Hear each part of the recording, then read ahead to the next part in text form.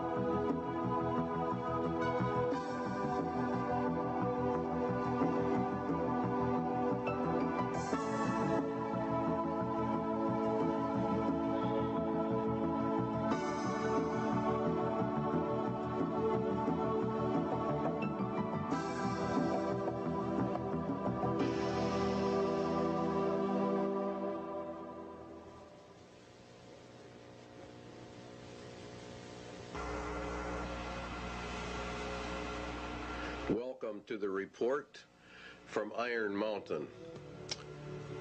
This report is something you would never believe unless you read it. But you also have to understand the mindset of the government that requested it. And that is one of the most important features of this video.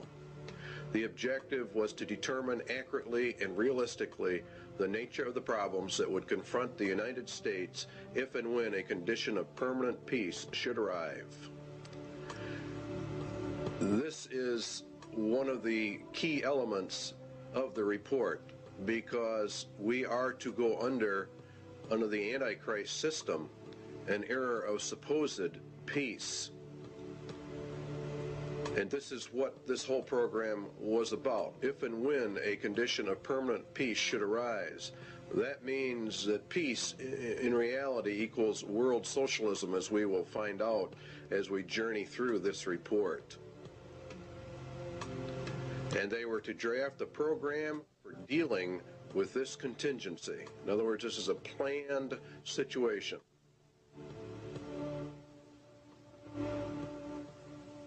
The program equals the agenda, and how do we control the people of America if we move to an era of peace? And not only just America, but the whole world at large.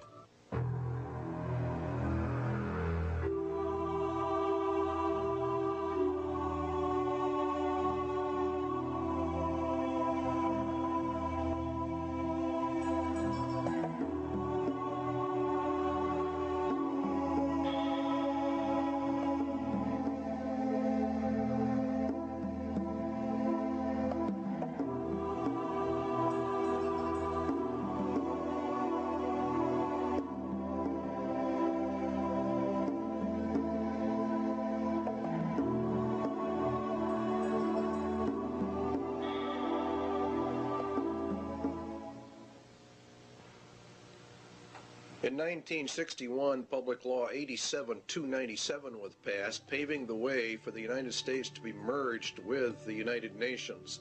It's a very crucial law in that it disarms the American citizen in violation of the clear intent of the Constitution, which calls for our right to bear arms to maintain our free state. And by the calling for the disarming of all Americans, of course, we lose our free state and we are submerged actually into a slave state. The disarming was to be done by a period of gradual disarmament, and as they were disarming, the United Nations would be built up with a powerful standing army. The evidence suggests a CFR-TC Bilderberg connection, the rich men of the earth, the merchants of Babylon, the killers of the just, according to the Holy Scriptures. The report concerns itself with a globalist agenda, and the conclusions reached have been advanced by these groups. Every one of the conclusions in the Iron Mountain report have been advanced by these groups: Committee of 300, the CFR, TC Bilderbergers, Royal Institute for International Affairs, Tavistock, your Club of Rome, United Nations. It goes on and on. Okay, it began back in 1950, actually. These hearings began to take place in the United States, and the calls for a world government were actually held in 1950. Here's a resolution in Congress that was considered and called for testimony, and it says to provide a true world government through the adoption of a world government constitution. There was a clear intent to place the United States directly under the United Nations and to scrap our Constitution. Universal peace is a prerequisite for the pursuit of that goal, and from the competitive anarchy of nation states, therefore the age of nations must end, and the era of humanity must begin. You will find there's a constant call for the merging of all humanity.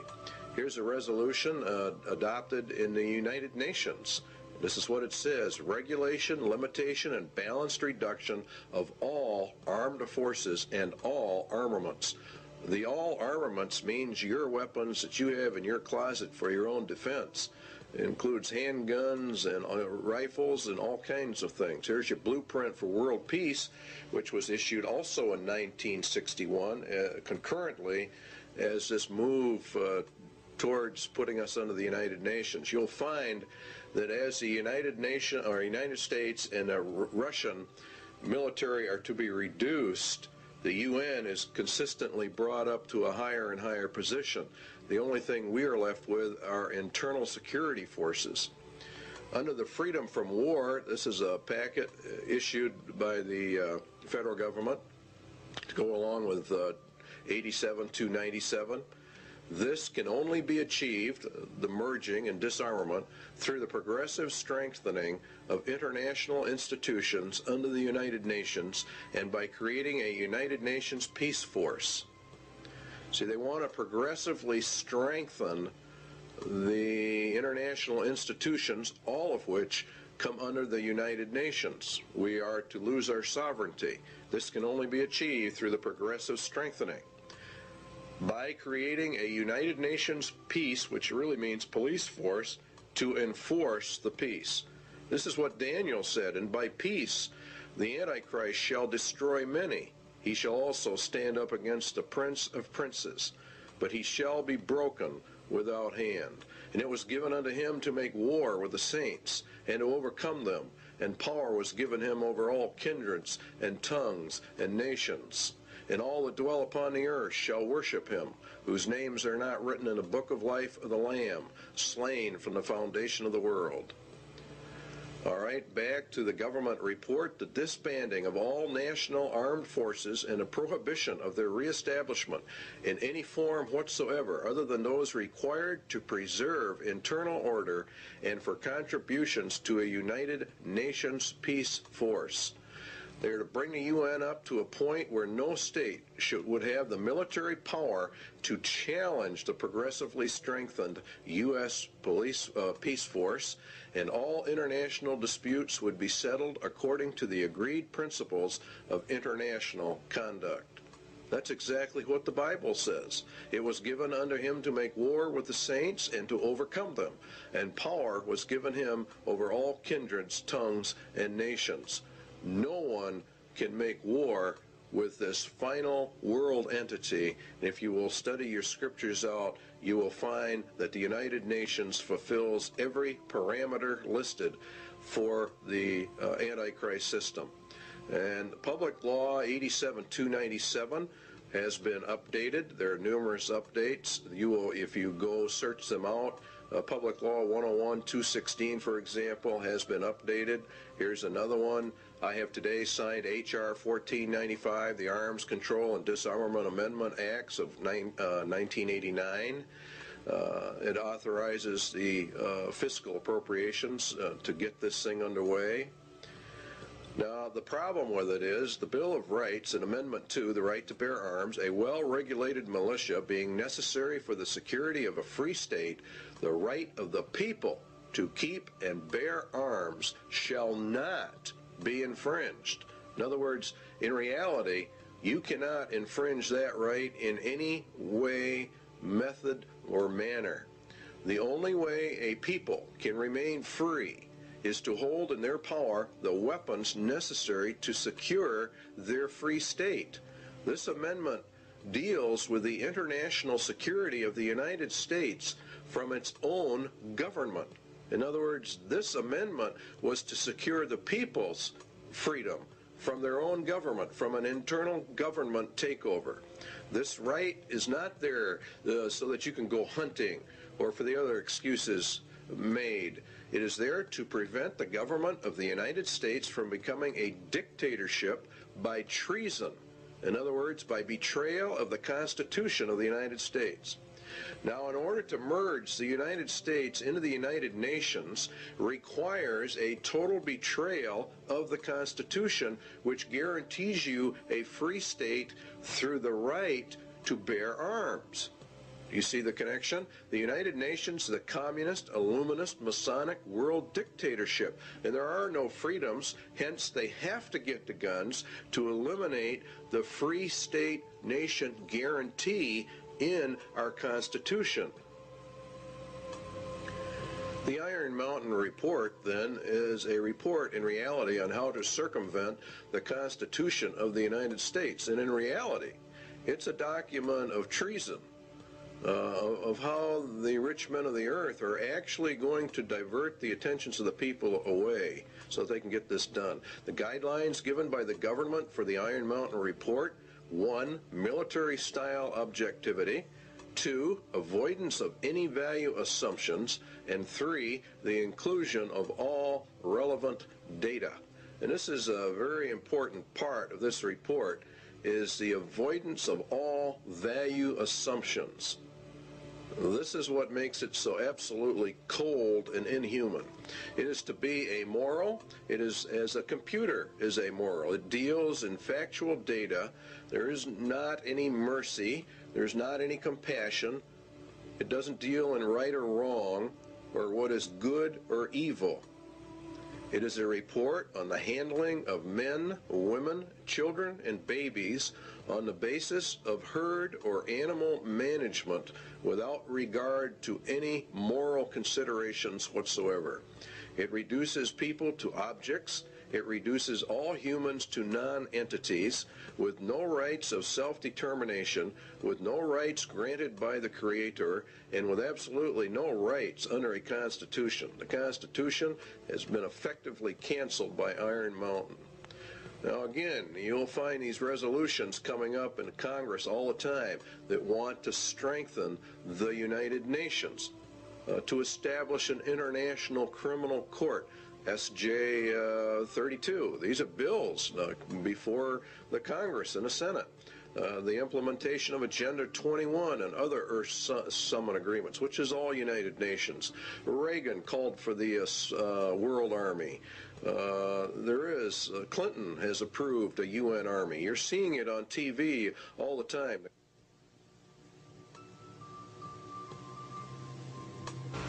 War is required, the glue of the nations, according to the Iron Mountain Report. Is war the scourge of the nations? It is said that war is merely an extension of diplomacy by other means.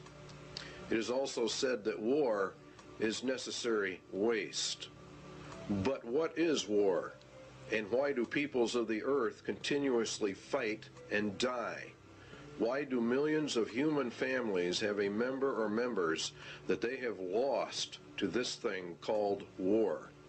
What is the reality behind war? Does man have to fight wars, or can he develop a system of peace? And would the development of peace be worse than war itself? The Bible gives us some answers. The rest can be supplied by simple logic and deduction. James tells us that from whence come wars and fightings among you?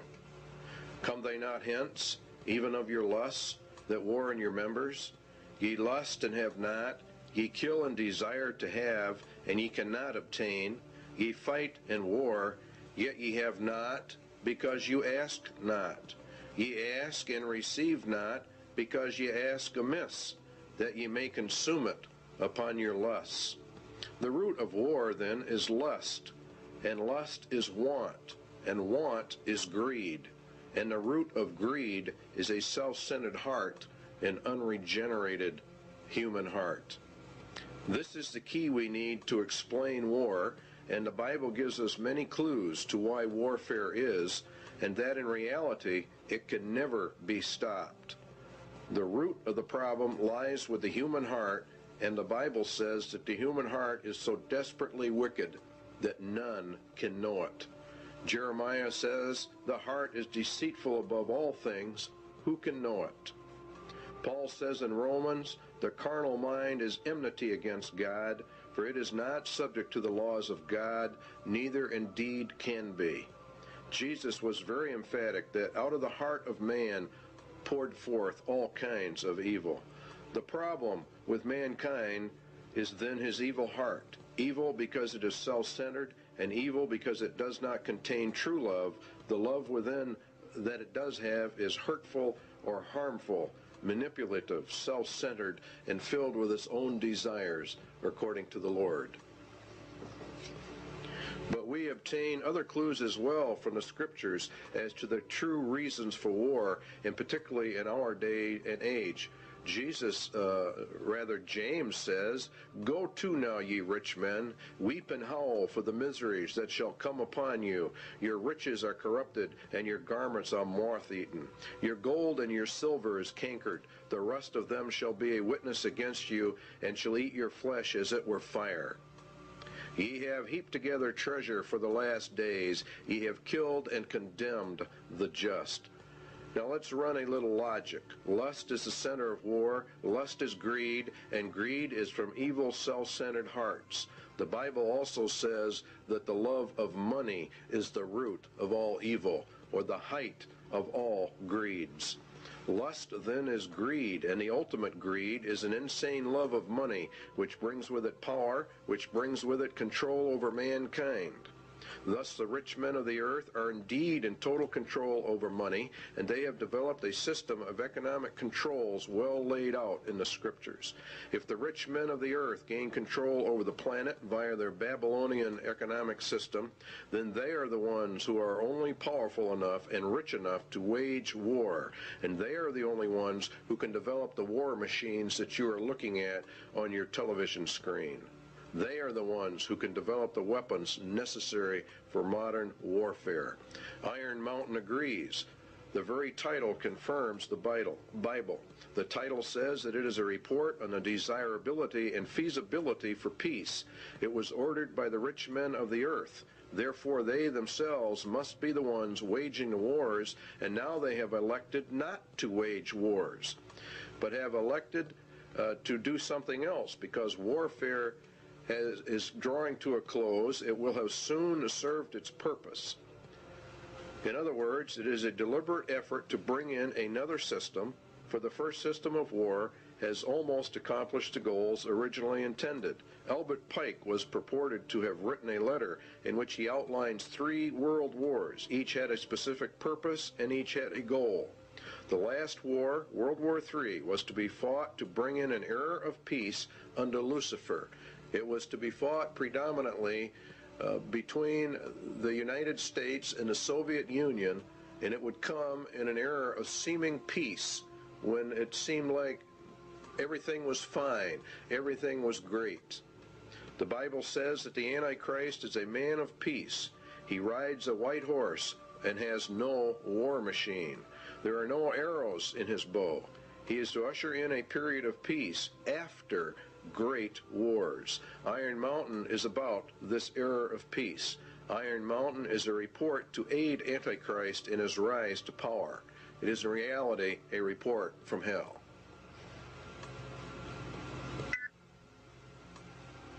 Iron Mountain asks, what can be expected if peace comes? What should we be prepared to do about it? What, for instance, are the real functions of war in modern societies? These are very important questions. The Soviet Union says a peaceful exploration of outer space is the constructive alternative to the plans aimed at spreading the arms race. In other words, we are always going to find that the opposite of war is peace, which of course it is in reality. But what Iron Mountain is getting at is, what are the real functions of warfare, the invisible functions of warfare? What role do they play in the overall structure of human society? For example, the Soviet Union has been on a war footing for years and years. We have, to a lesser extent, in America, been on a war footing. It's been predominantly a Cold War for many, many years, but nonetheless, it has been, and as far as the economics of it are concerned, it has been a war era. It's been an age of war.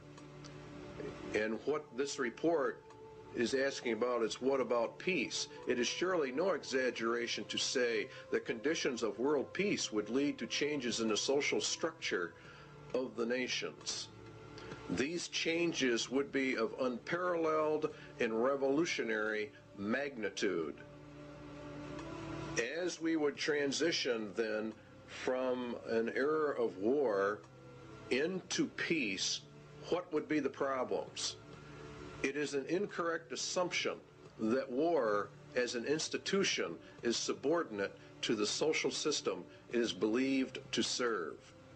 What they're saying here is that nations wage war for reasons other than what they state.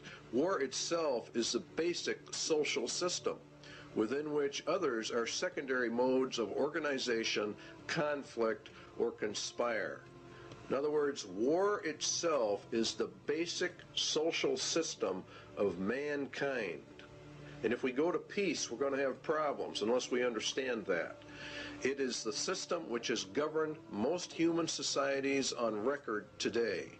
Well, this is, of course, very true in our day and age. We have seen nothing but war, starting predominantly with World War I and coming forward. The Soviet Union has had tremendous expenditures in their military, and the United States has likewise. It's been, in reality, an arms race.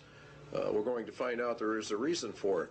The capacity of a nation to make war is the greatest social power it can exercise. War making, active or contemplated, is a matter of life and death, says Iron Mountain. The misconceptions of war: 1, to defend a military, or defend a nation rather, from military attack by another, or to deter such attack. To defend the national interest, economic, political, or ideological. To maintain or increase a nation's military power for its own sake. Now you see, these are the visible or more obvious reasons why a person would say, well, that's why we have war. But what they're saying is there are more less obvious, very invisible reasons for why nations have war.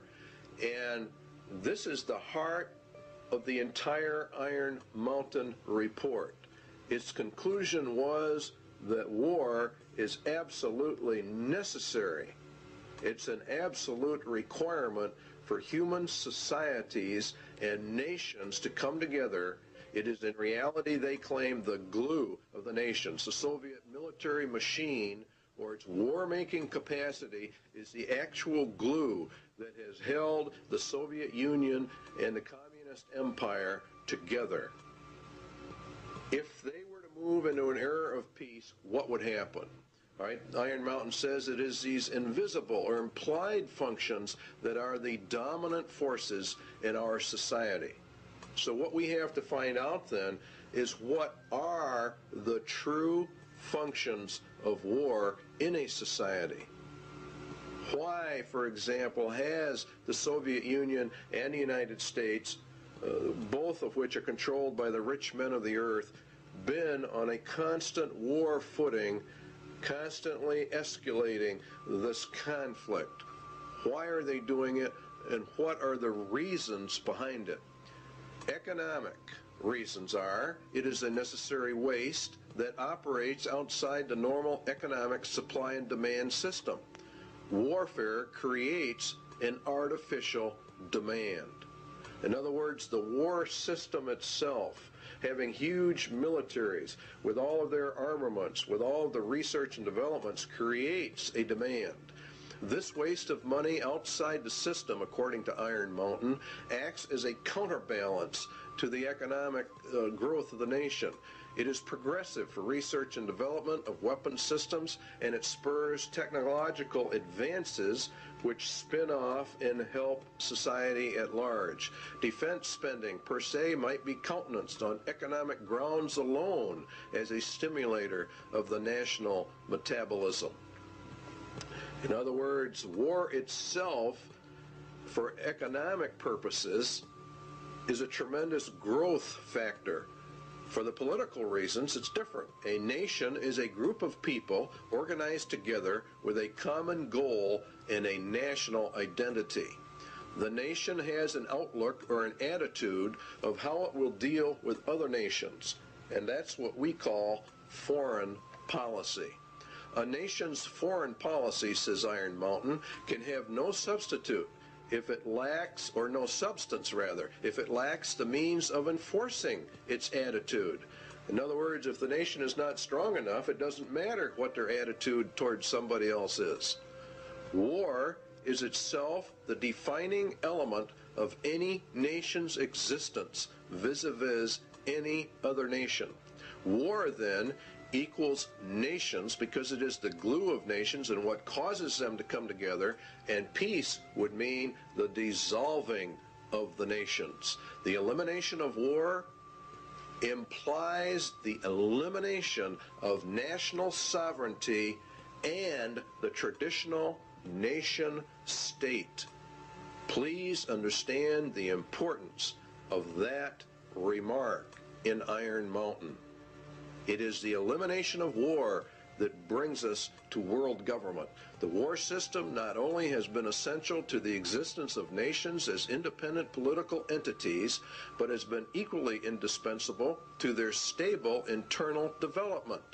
Without it, the war system, no government has ever been able to obtain its legitimacy, or in other words, we could say its right to rule its society. War is the basis of that claim to rule, and it is therefore the glue that holds a nation together, according to Iron Mountain. The possibility of war provides a sense of external necessity without which no government can remain in power. The organization of a society for the possibility of war is its principal political stabilizer. All right? In other words, for the Soviet Union, they said that the American people were the enemy. And that gave them the glue which held the Soviet Empire together, which rallied the people to make such sacrifices so that we could build up this huge war machine. The basic authority of the modern state over its people resides in its war powers. Now that's another very important statement. Therefore, a substitute for the war system must be found in order to control the people and provide stability and legitimacy of government if we go into an era of peace.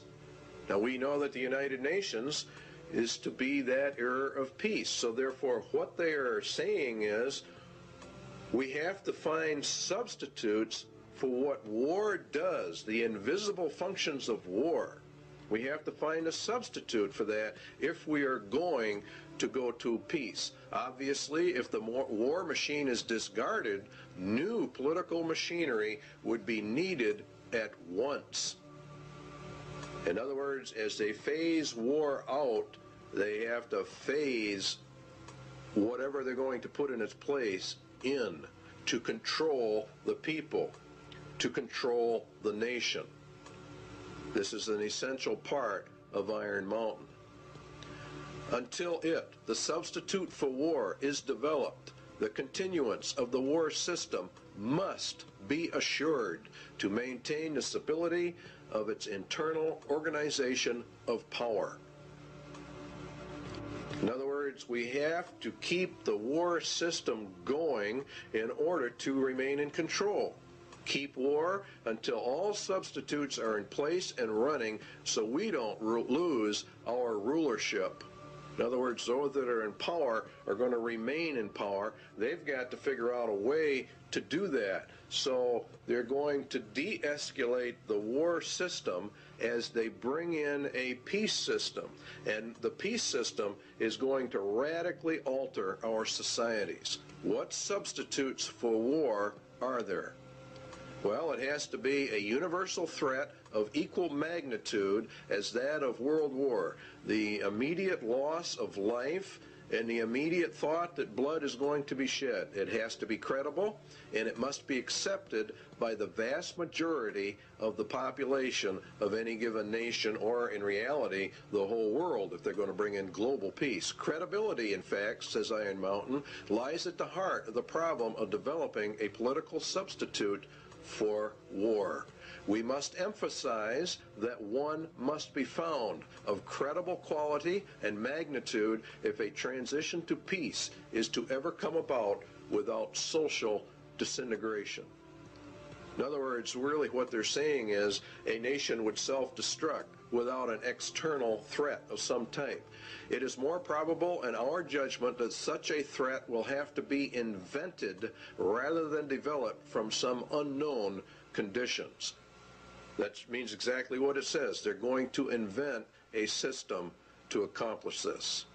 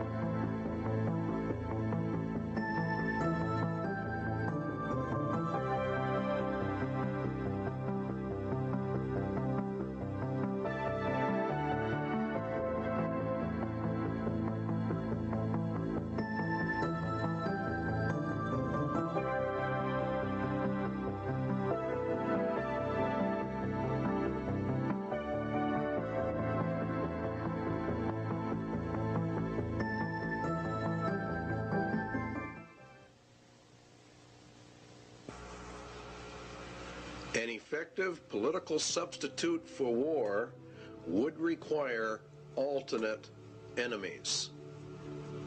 In other words, we have to find an external threat that's essentially very large. It may be, for instance, that gross pollution of the environment can eventually replace the possibility of mass destruction by nuclear weapons as the principal threat to the survival of the species. In other words, they're going to bring the environment up to a point of global threat. Poisoning of the air and of the principal sources of food and water supply is already well advanced, and at first glance would seem promising in this respect. It constitutes a threat that can be dealt with only through social organization and political power.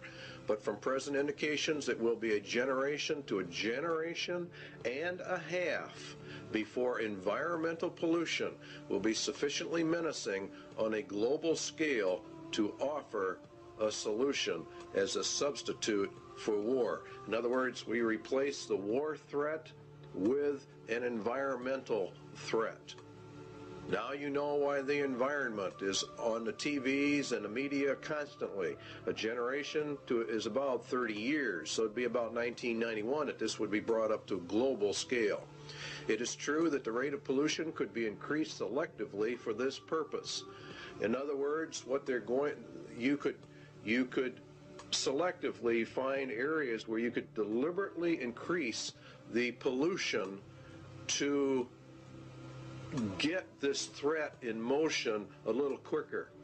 It is true that the rate of pollution could be increased selectively. In fact, the mere modification of existing programs for the deterrence of pollution could speed up the process enough to make the threat credible much sooner. In other words, let's have the governments drag their feet on pollution controls or the enforcement of pollution controls. And around the world, that's exactly what we have seen, a matter of foot dragging on the areas. One would then perhaps get the concept that this was all deliberate. Allow pollution to deliberately get worse until it can be manipulated by the controlled media into a world crisis. A global crisis has to be developed. Al Gore, Vice President, very timely book. Perhaps coincidentally, he wrote the book called Earth in the Balance, Ecology and a Human Spirit. It's a modern version of Iron Mountain in the ecological field. And in reality, it's quite an interesting book. You should go out and buy a copy of it. The world government organizations are pushing this climate crisis, Emergency Earth Rescue Administration. The people of the earth have a new common enemy, which requires an emergency worldwide campaign. You see, and we have to abandon our armaments to join in a common cause for survival. What did Iron Mountain say? It had to be a threat to the survival of the species.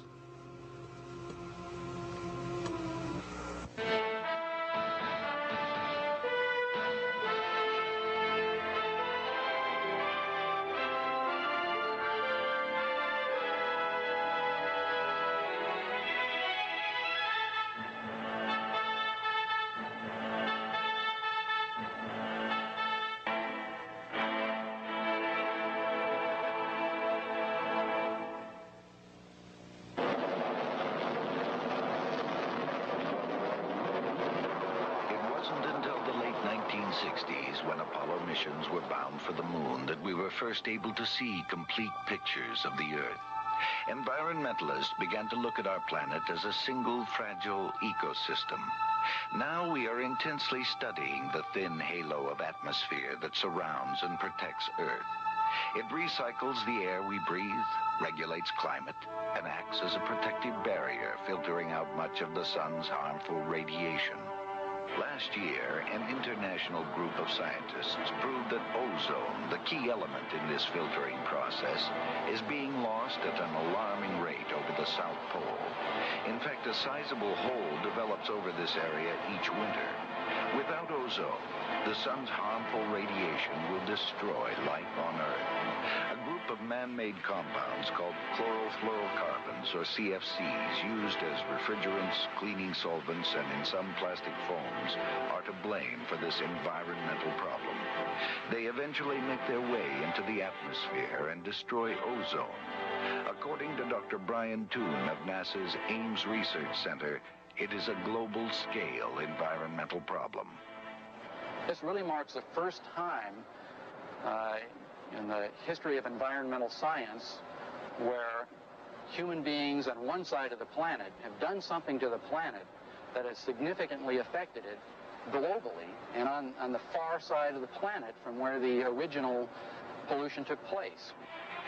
Using the beautiful seaport town of Stavanger, Norway, as a base of operations, an international team of scientists assembled this year in an emergency effort to make a detailed study of the North Pole. Most of the work was performed aboard two NASA aircraft. This is the ER-2. For the mission, special wing pods are attached containing atmospheric chemistry analysis equipment and a host of other instruments. Typically, flights are made about 12 miles up, along the fringes of space, right into the layers of atmosphere directly affected by ozone loss. The ER-2's research partner is a modified DC-8. It flies at lower altitudes, but has increased fuel reserves, which allow it to cover more territory, even flights directly over the North Pole.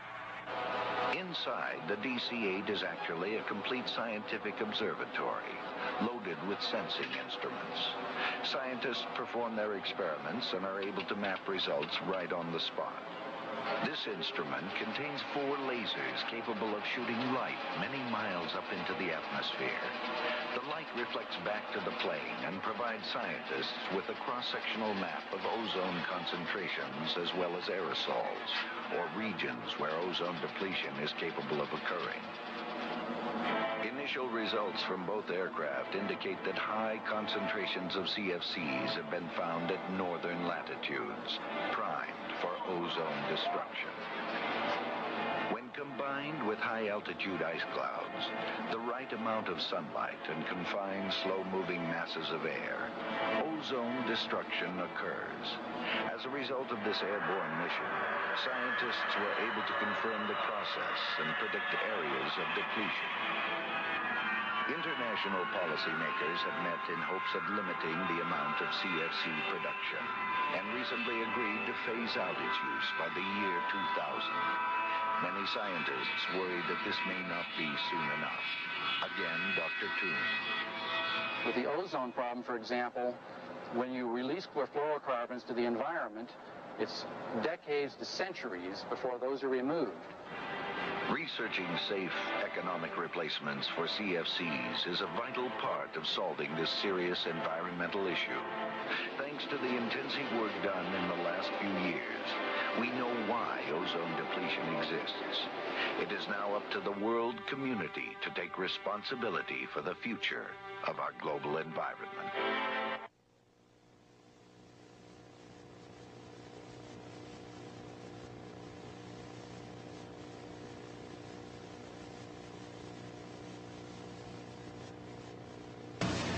Landsat satellites continue to orbit the Earth 14 times a day. From their 570-mile-high vantage point, they return images like these taken over rich California farmlands. Telltale red images indicate vigorous vegetation growth. The state of California is using Landsat imagery to inventory and map its irrigated cropland. Ecology, the balance of nature, is important to all life. One of the tools we can use to monitor this balance of nature on Earth is the satellite. Satellites can be used to observe our planet from a high vantage point. A NASA film called Remote Possibilities tells the story. From far out in space, the Earth appears serene and beautiful, displaying no hint of our crowded planet's many problems.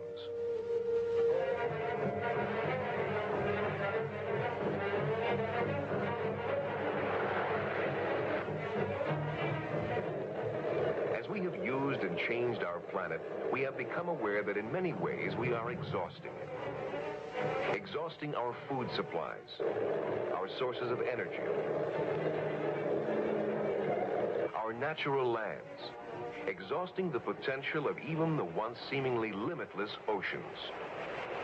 Management of Earth resources is at a critical stage. It has never been more important that we understand the environmental relationships of our planet.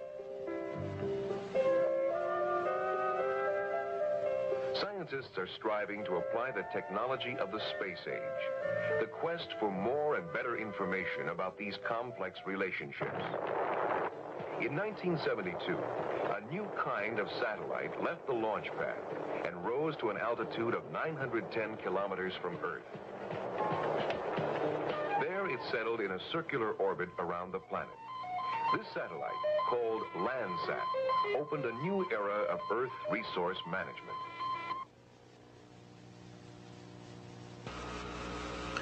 One substitute for war has then been found. The Iron Mountain agenda is being carried out.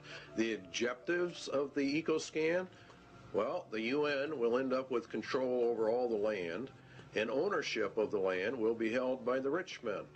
There is arising a crisis of worldwide proportions involving developed and developing countries alike, the crisis of the human environment. The process of compromise of national interests will, of course, have to take place.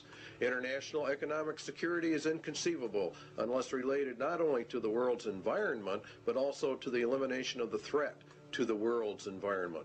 Well, the only major threat is private property ownership and private property rights, where people can do as they want. Let us also think about setting up within the framework of the United Nations a Center for Emergency Environmental Assistance. You can see how they're raising this thing up to an emergency status, an emergency level. And that's what Mikhail Gorbachev said in December 8, 1989, in a speech to the United Nations. The United Nations will be the controller of all the lands in the world through their various ecological, environmental organizations that they are in the process of setting up. In fact, the Rio Earth Summit was for that specific reason. Now, it's owned by the rich men. That's who owns the United Nations. That's who actually runs it. Eco foundations of the World Wildlife Fund, Heritage Trust, Nature Conservancy, etc. There's a lot of them, and you have many UN organizations. And the rich men of the earth sit on the boards of directors on all of these groups. These groups are buying up huge chunks of private land for conservation, they say, and to preserve the earth. And of course, all of it is to be owned by the rich men. And what they cannot purchase by normal means will be taken under zoning controls, DNR regulations, or other land grab means via governmental authority and regulation. All land will be under strict eco-controls because, after all, we are now involved in the middle of an eco-emergency, and it's nothing but a scam. It's really a debt for land swamp is another part of it. The international bankers loan and control the monies to all the countries, and through interest have driven them into huge debt status. The debt of the United States is in the trillions.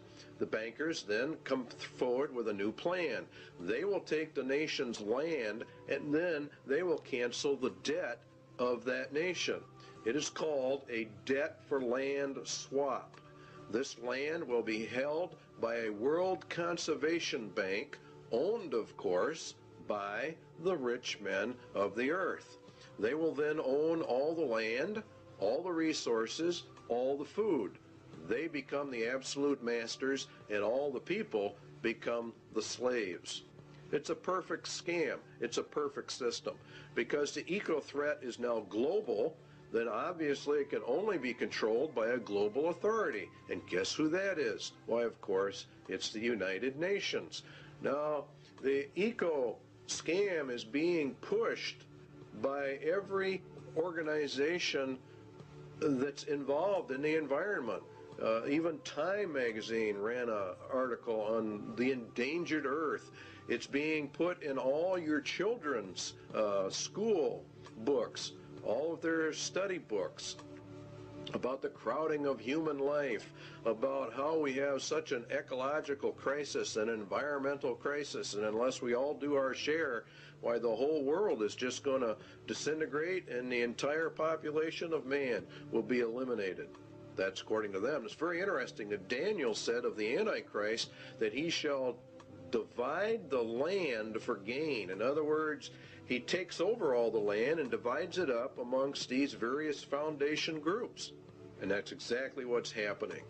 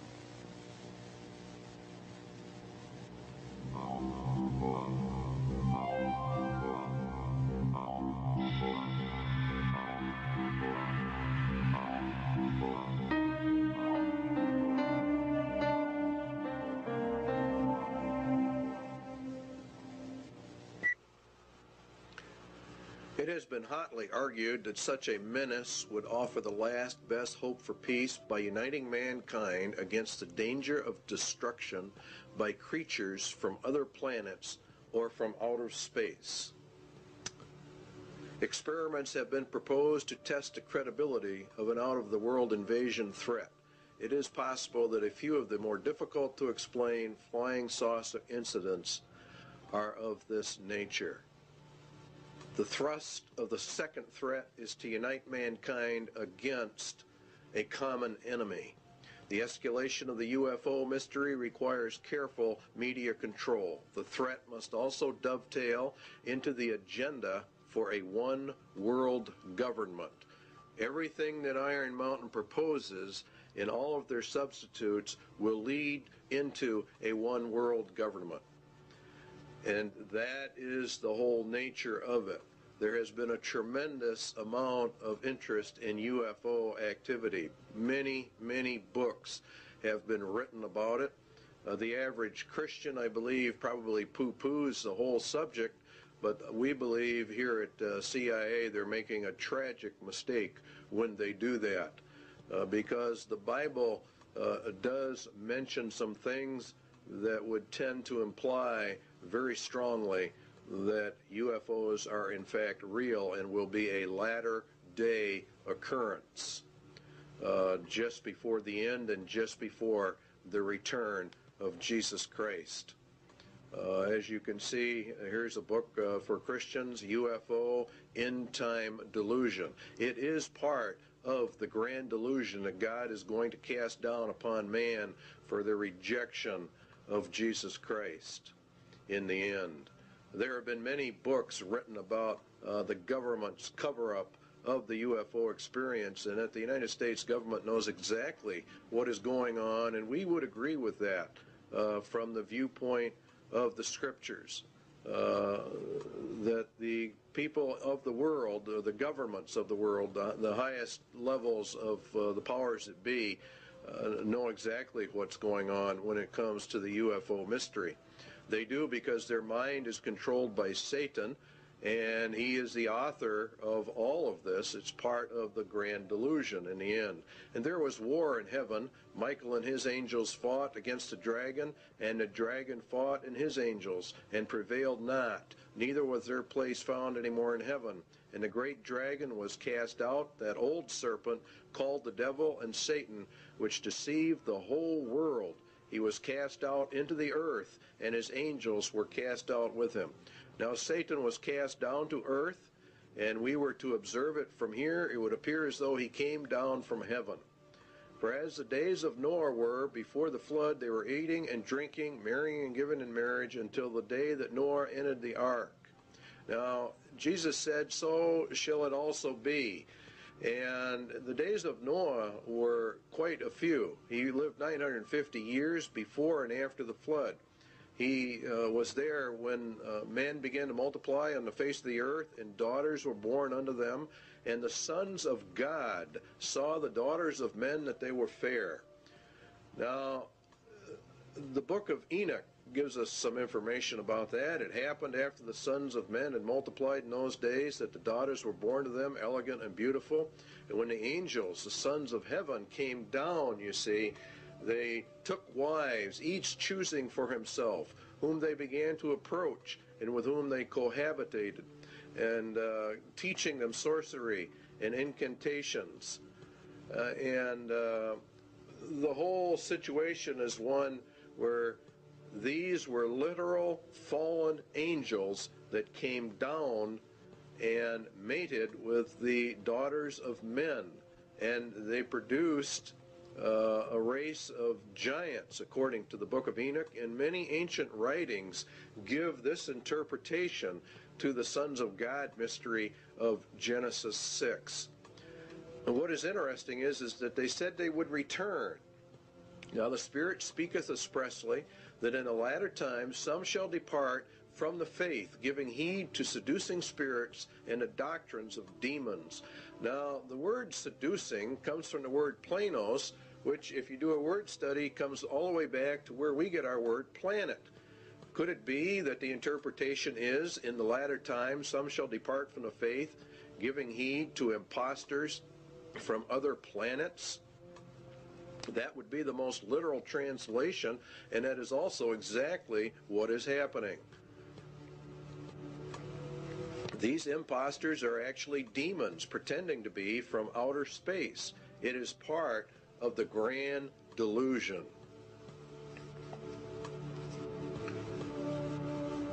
For this cause God shall send them strong delusion, that they should believe a lie, that they all might be damned who believed not the truth, but had pleasure in unrighteousness.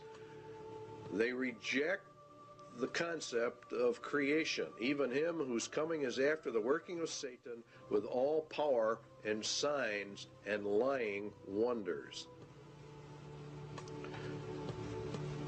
This would result in UFO contacts of the first, second, and third kind as Satan sends his advance guard to prepare man for the grand delusion.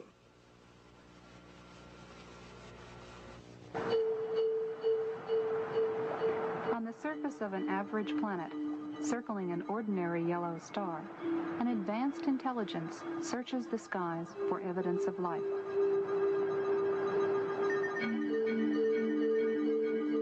Directed by even higher intelligence, machines with brains of silicon patiently sift through faint shards of radio data for the unmistakable signal that will indicate the first sign of life beyond Earth. Now plans for the most sophisticated SETI search ever focus on the Goldstone Deep Space Communication Complex in California's Mojave Desert. It is the site of tests for a possible future NASA project, one not yet funded. The full-scale NASA system, when operational in the next decade, would be billions of times more powerful than the sum of all previous searches. For Carl Sagan, a proponent of SETI for many years, this technical progress has made the present unique. For the first time, we're mustering substantial, sophisticated, serious scientific searches for extraterrestrial intelligence. There's never been a time like that before. So there is some chance that in the next few decades we will get a signal from some spectacularly distant, spectacularly exotic civilization, and everything on Earth will, as a consequence, change. That is possible.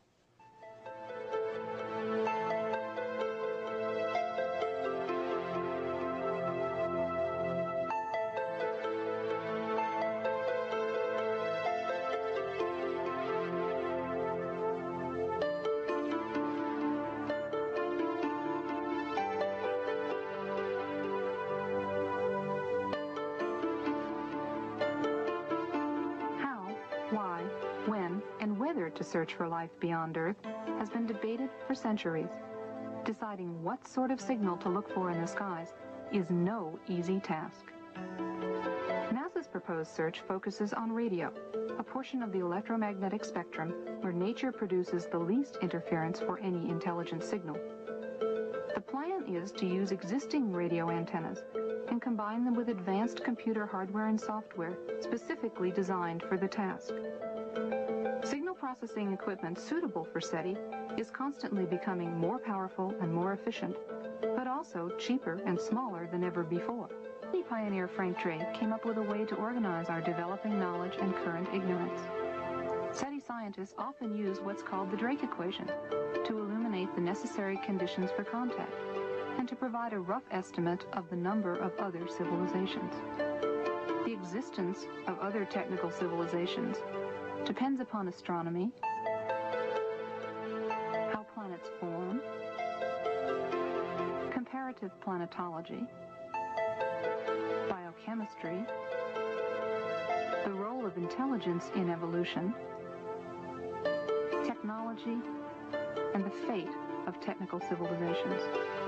So SETI becomes a way to test our theories of the origin and evolution of the universe and the place of life within it. There are several keys here that we want to look at as we keep Iron Mountain's report in mind. The two primary keys are that evolution is an accepted fact and ETs are now accepted at the highest levels of government. We believe that the SETI program is camouflage for what is really going on, or the contact reports that have been gotten out from the government under the Freedom of Information Act are in fact cover for the SETI program. But the two, we believe, are going to merge in the end and introduce mankind to the aliens, who are in reality demons and Satan's advanced guard. The movies that are produced are very important. Satan plants a seed, he waters it, then he sits back and watches it grow, and then he reaps the harvest. And the harvest, of course, is the loss of millions upon millions of men. The Day the Earth Stood Still was produced many years ago, but it's a very, very important film in that it planted the seed. The Day the Earth Stood Still said that war must stop, peace must be enforced, and world government is a requirement to get all of this to happen. The message was very important. E.T., a very, very popular movie, taught us some things as well. It said that reptiles are very cute, that love is the answer, that love heals, but more importantly, that we all evolve in a different manner. You're going to find evolution at the bottom of all of these movies. And Star Wars is another one. How famous they were. Well, they're programming the human mind for certain things. One, evolution of the races, good and evil forces, a universal, eternal fight between the forces of good and evil, and more importantly, a federation of planets, a uniting of the nations, a uniting of all the planets. Mankind will evolve upwards and eventually will join in intergalactic civilization. And this is the important keynotes in every one of these movies. Close Encounters of the Third Kind was a very, very important film. It bases itself on evolution. Two, that the United Nations is a central player in that movie. The U.S. military is connected to the United Nations in that movie, and that mankind will join interplanetary civilization. It starts by contact, by exchanges of the races. In other words, some of our people go there, and some of their people come here. Now, something surfaced not too long ago called Majestic 12 that dealt with government contact with aliens. A lot of people laugh at this document and think it's a hoax. Our research against the Bible would say that it is not a hoax, that this actually is legitimate and that contact has been made.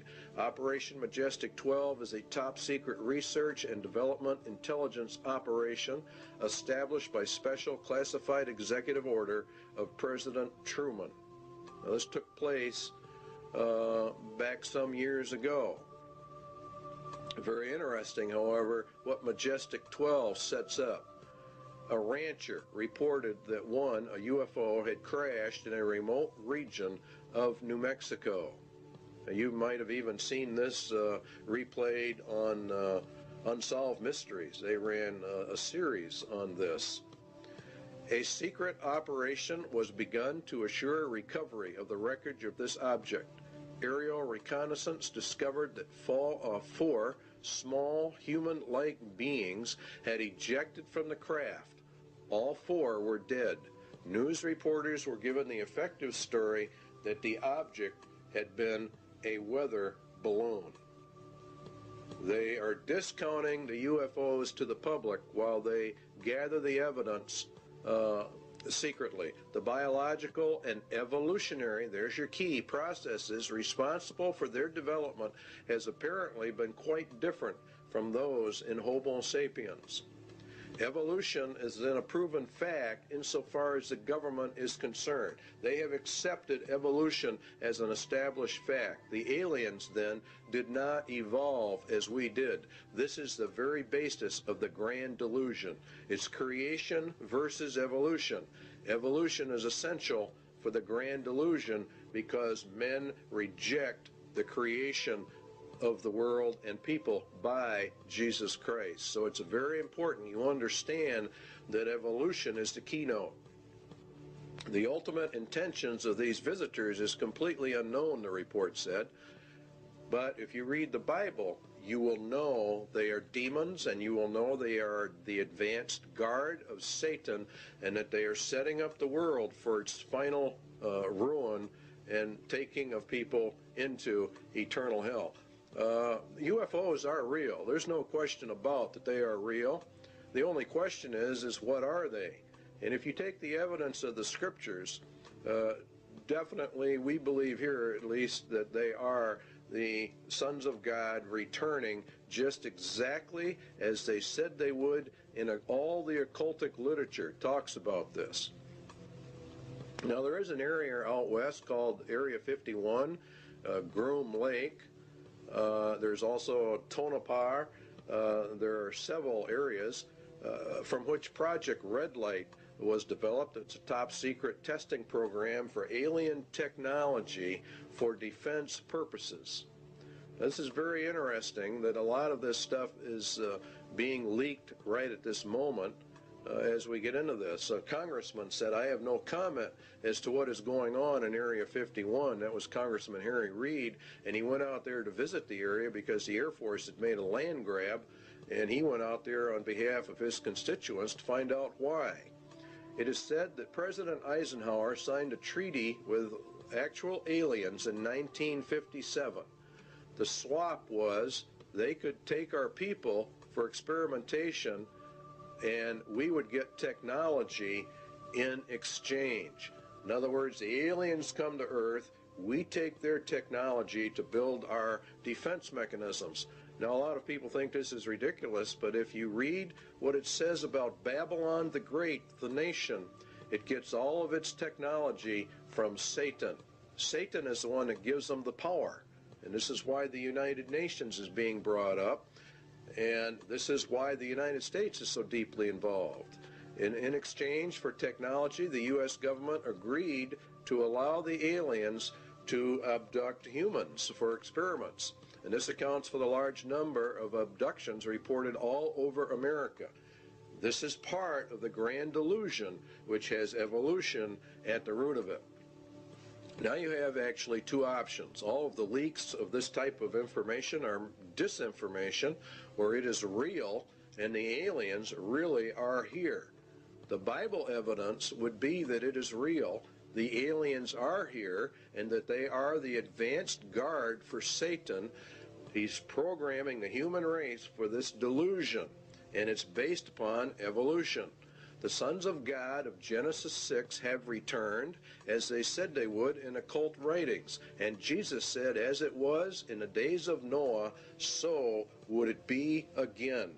And that's when the sons of God came down. So therefore, the agenda of Iron Mountain for external threat number 2 has been and is being carried out. Scientists are even going to the UN now to find out how are we going to answer these aliens from our SETI contacts at NASA.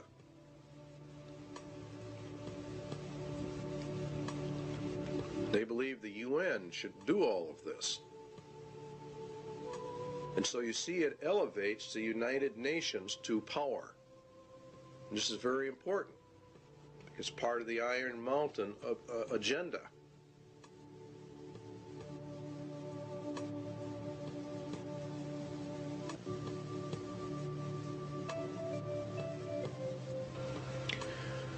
It might be argued that a well-armed international police force operating under the authority of such a supernatural court could well serve this purpose. In other words, they're going to set up another threat. This is threat number 3, actually, an omnipresent, virtually omnipotent political or police force. It's an international police force. Because remember, if we go into peace, we have to dissolve the nations, because war is the reason we have nations. All right, so the report then that was issued by the State Department, Freedom from War, and the program was to establish a permanent international peace force within the United Nations. In other words, to deliberately bring it up. the peacekeeping capabilities of the United Nations would be sufficiently strong and the obligations of all states under such an arrangement sufficiently far-reaching as to assure peace and a just settlement of differences in a disarmed world. They're going to use the United Nations to keep the peace. In other words, a world government, which is exactly what Daniel talked about and Jesus talked about, and it is very deadly. During stage 2, states will develop further the peacekeeping processes of the United Nations to the end that the United Nations can effectively suppress any threat or use of force by anyone, and that would include the American people. It's going to be omnipresent, and it's going to be omnipotent in its ability to handle. And this is what Revelation says, who can make war with the beast? Remember that the U.S. and Russia are to have their internal or militaries turned over to the United Nations in this 3-stage process, and we end up with the UN in total control of the world, a global entity, precisely as Daniel and Revelation talk about. It's and Jeremiah and Isaiah refer to it as, of course, Babylon. And this process, of course, emerges bringing out the United Nations as the final end-time global ruling entity, which the Bible refers to as the apparatus of the Antichrist, or we could say the Antichrist system. And that is why it sits in New York City, the big city. On the wall in the Security Council is a phoenix. That picture you're looking at right there is in reality the phoenix bird, which is to grow up out of the old world order. America is to be patrolled by Russian, Belgian, Irish, and Colombian and Venezuelan troops under this plan. UN troops are already on U.S. soil, and it won't be very long before these sites that you're seeing right here are going to be very commonplace in the United States. And if the American citizens resist, they are simply going to be liquidated according to the Bible. This power will come to pass. They've laid their plans well, and God has ordained it and allowed it, and is allowing it to happen.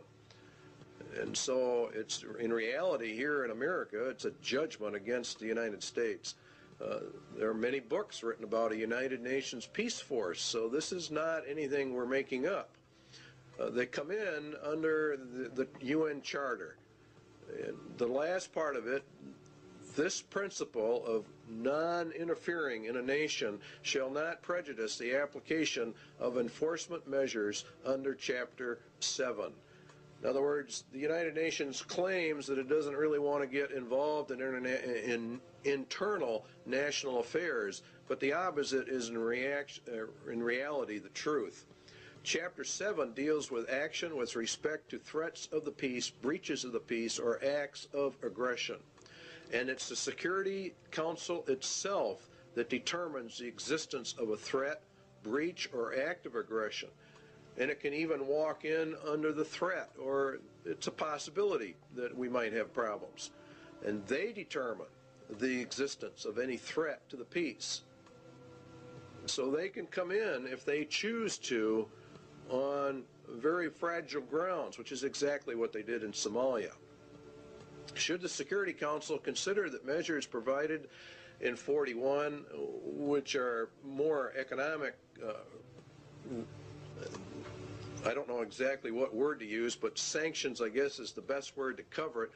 If that doesn't work, if economic sanctions do not work, then they can resort to military powers. And they can use whatever they have to maintain or restore international peace. Now, Psalm 2 says that the kings of the earth set themselves, and the rulers take counsel together against the Lord and against his anointed. Where do the rulers of the world meet? They meet at the United Nations, and this is where they take their counsel together. And the United Nations is, according to the Bible, anti-Christ, anti-God to its very core. It is, in fact, the substitute for God and Christ on planet Earth. They intend to take it for themselves. The fourth beast shall be the fourth kingdom upon earth, which shall be diverse from all kingdoms, and shall devour the whole earth, and shall tread it down, and shall break it in pieces. And the 10 horns out of this kingdom are 10 kings. Now, it's a diverse kingdom. The United Nations is not a kingdom, and it's not a nation.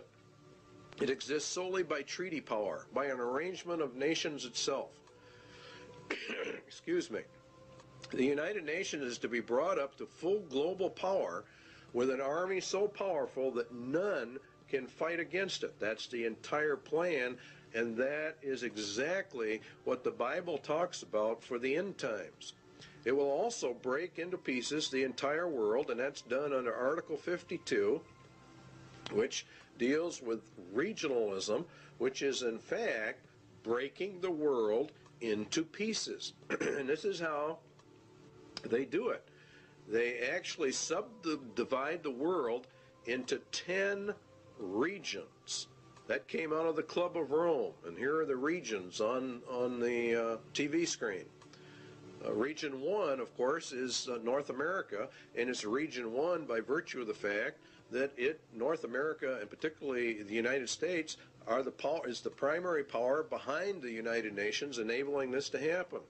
The United States itself is broken down into 10 federal regions. We have global regions, and now we have national regions. And in our country, they are simply called federal regions.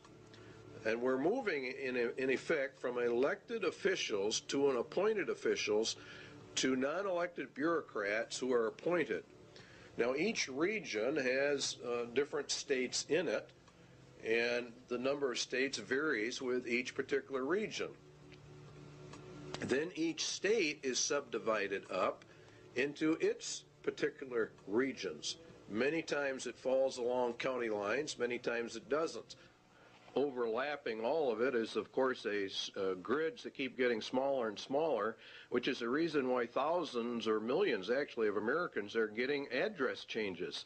They're going under the United Nations grid system, which divides the world into tiny pieces, which is exactly what Daniel said. They can get it right down to your house number. In fact, they can get it down to about 10 square yards of turf.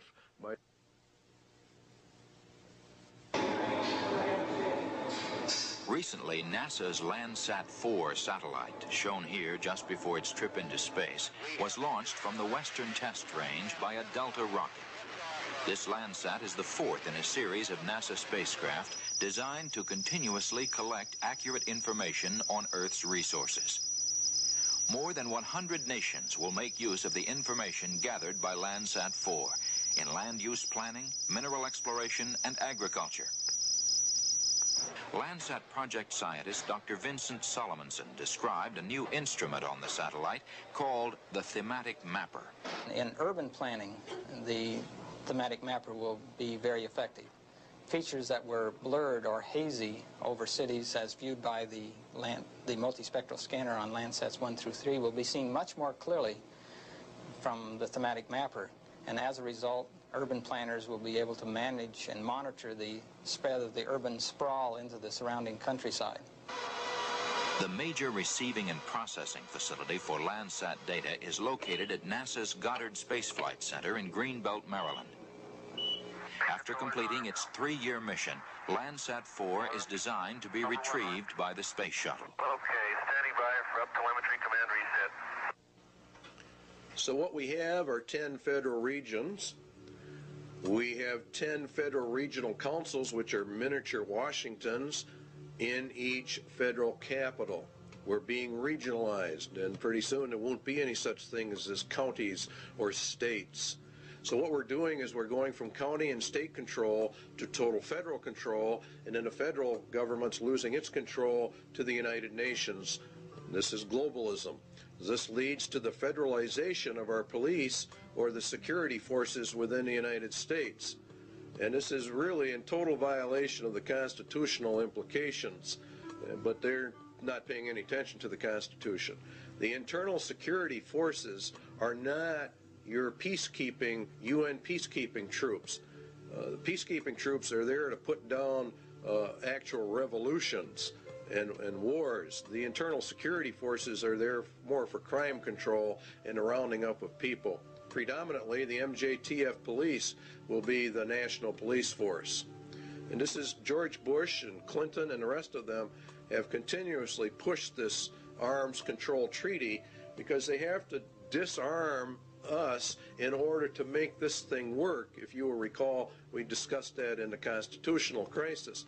The MJTF police means multi-jurisdictional task force police, and it removes all citizens from local, county, and state protections that you had under the law, and they're just abolishing all of this.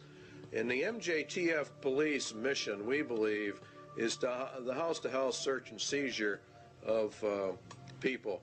It's made up of National Guard units, state and local police, convert street gangs as needed into deputized police. House-to-house search and seizure, separation and categorization of men, women, and children as prisoners in large areas. Now you have to understand that in order to liquidate the millions of people that Jesus Christ says are going to be liquidated, they have to plan this out long before it happens. 1965, they started the Office of Law Enforcement Assistance. Then came in 1968 the Omnibus Crime Control Act, which converted the OLEA to the Law Enforcement Assistance Administration. They called, in turn, in 1971 for a regionalized police force. In 1971, an advisory commission on intergovernmental relations issued a pamphlet called M67, which called for a special multi-county and interstate police force. In other words, the merging of all police forces into one federal group. The LEAA in 1973 made calls for the elimination by merger of small police forces. This is exactly what Germany did under Hitler. All dictatorships have two common characteristics: general confiscation of guns in order to prevent internal rebellion, and the establishment of a national police force to enforce the edicts of the dictator. We are following Nazi Germany almost to the exact letter. Carter issued an executive order 12-148, and he established the Federal Emergency Management Agency known as FEMA. FEMA absorbed the LEAA and became the primary control organization for internal security of the United States in an emergency. They're gearing this thing towards an emergency. That emergency is going to be World War III, and it ushers in this whole system. FEMA has many interesting programs: Rex 82 Bravo, Rex 84 Alpha, Helix 2, Rex Alpha, Night Train, Cable Splicer, Garden Plot. These are all martial law training exercises. The plan is to bring America under martial law. We believe they know the American people would never accept this system except an external emergency were given. The UN system, remember, is a martial law military system. Under the executive orders of FEMA, mandatory registration of all people, including babies and children in the United States, at the United States Post Office. They have boxes in them. We already know about it. They're marked for emergency use only. The primary one here to look at is 11,000, seizure of all civilians and work brigades, which is in reality slavery, and includes the rights to split up families as well. In essence, what will happen in America is going to be worse than the communist revolution in Russia. This plan provides the basis for the deployment and employment of military resources, including National Guard personnel, for civilian disturbances. So Iron Mountain external threat number 3 has been and is now being implemented. An omnipotent police force.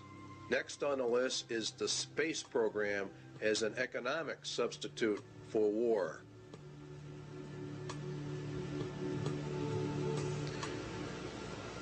It is the development of a long-range sequence of space research projects with largely unattainable goals. It's a nearest modern equivalent yet devised to pyramid building and similar ritualistic enterprises of ancient societies. We choose to go to the moon in this decade and do the other things, not because they are easy, but because they are hard. Because that goal will serve to organize and measure the best of our energies and skills. Because that challenge is one that we're willing to accept, one we are unwilling to postpone, and one we intend to win, and the others too.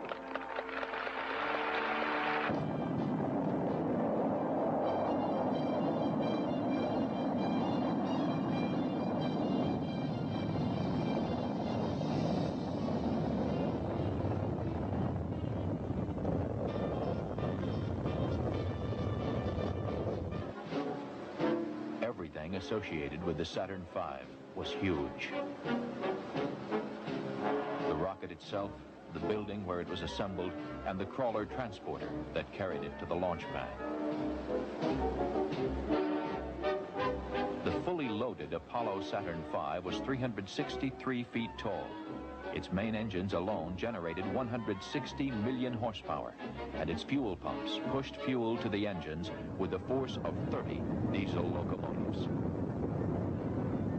As Saturn V lifted off Launch Complex 39 for the first time, it weighed more than 2,800 tons.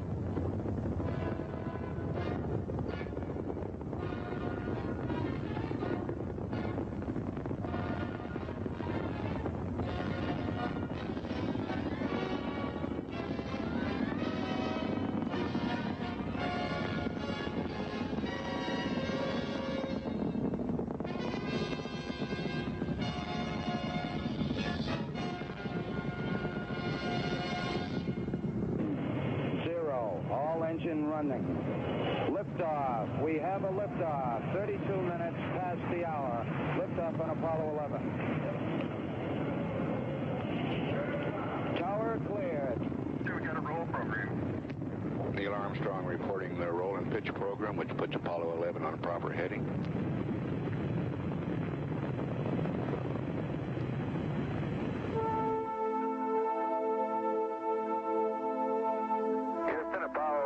Calling you on the high gain. How do you read, over?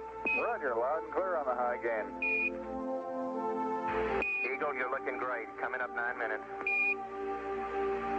We're now in the approach phase. Everything looking good. Altitude 4,200. Houston, you're a go for landing, over.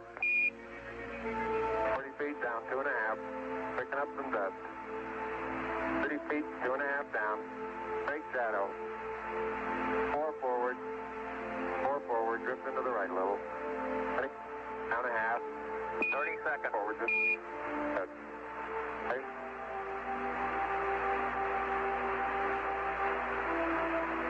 Contact light. Tranquility Base here. The Eagle has landed. That's one small step for man, one giant leap for mankind. Across the country and around the world, the Apollo 11 crew were welcomed back as heroes.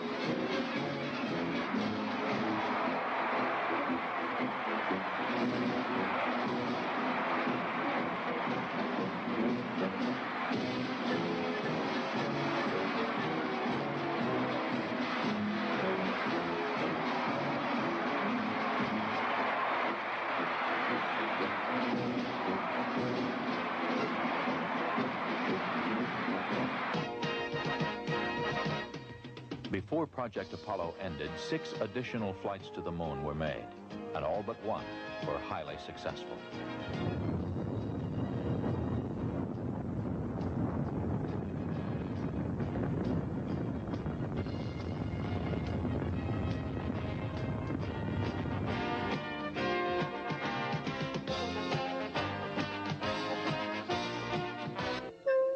Then ASTP, Apollo-Soyuz Test Project, a joint endeavor between the Soviet Union and the United States. the mission called for a mutual docking and crew exchange to develop the necessary equipment for international space rescues.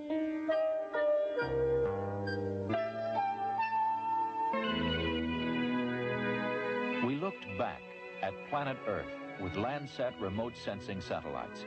Crops, forests, pollution, all can be photographed in great detail to help us better manage our Earth's resources.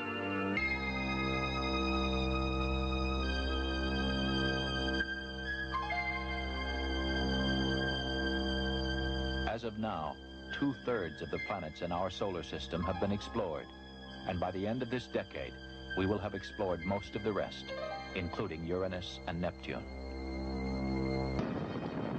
Space Shuttle 5, the first operational flight.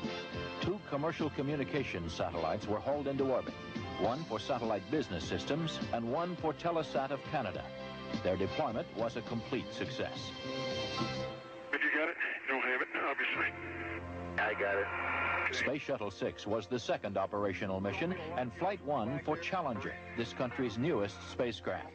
After launching a 5,000-pound tracking and data relay satellite from the payload bay, mission specialist astronauts Story Musgrave and Donald Peterson became the first Americans in 9 years to walk in space. Practice needed for satellite repair work. Due for my massive article. Historically, the space program has proceeded in a building block fashion. And toward that end, NASA has begun looking at the next logical step, a possible future space station, a permanent presence in space. The station would serve as a scientific and technological laboratory, as well as an operations base from which satellites could be serviced and large structures assembled. One of the highest priorities is to develop a clear understanding of a station's proper role in the total space program, so that if and when it is proposed for development, the station will be a truly significant national asset, one that would ensure continued American preeminence in space. The space program in general and the shuttle program in particular have gone a long way to help our country recapture its spirit of vitality and confidence. The pioneer spirit still flourishes in America. In the future, as in the past, our freedom, independence, and national well-being will be tied to new achievements, new discoveries, and pushing back new frontiers. We must look aggressively to the future by demonstrating the potential of the shuttle and establishing a more permanent presence in space.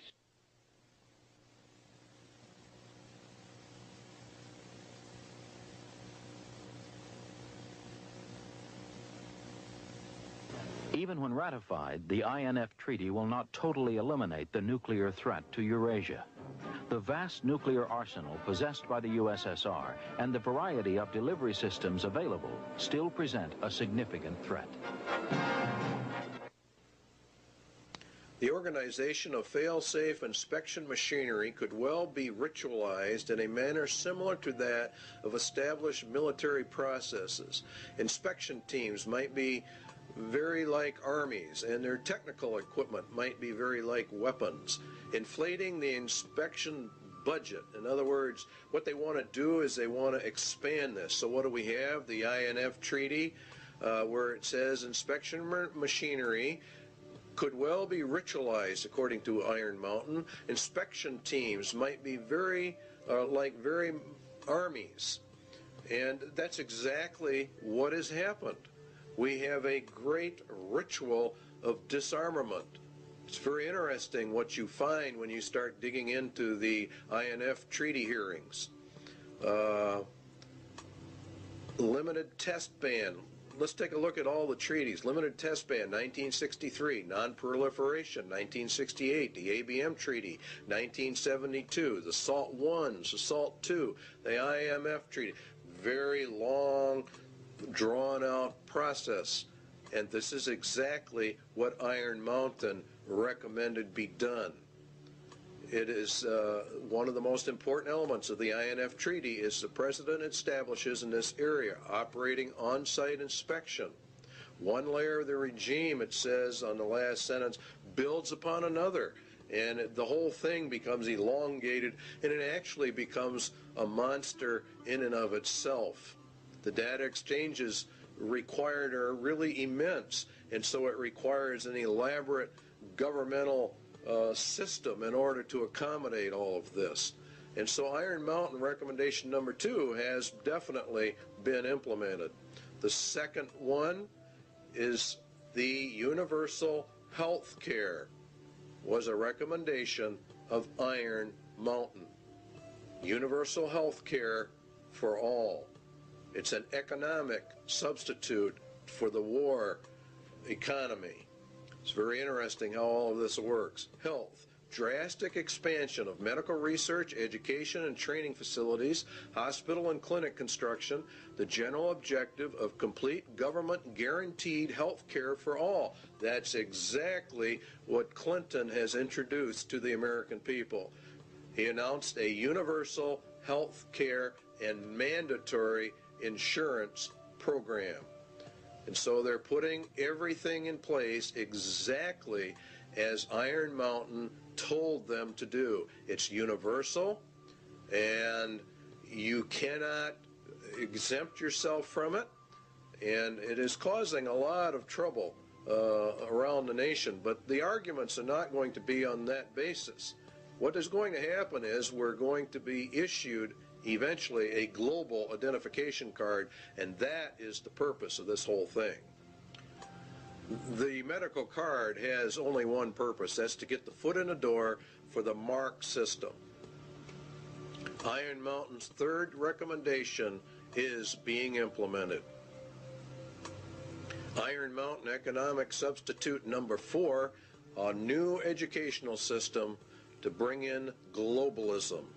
Under the United Nations, UNESCO, Congressional Record, the Great Conspiracy to Destroy the United States, Education for Freedom and World Understanding. You see, all of this is designed to bring us into a world system, a global system, under the control of the United Nations. The second manifesto of the U.S. Office of Education, the implementation of the program of surrender through education.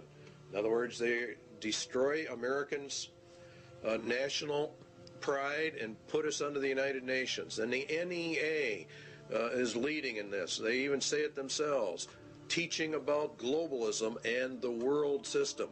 They say enduring peace cannot be attained until the nation states surrender to a world organization. This was found out during the Reese Committee hearings in Congress.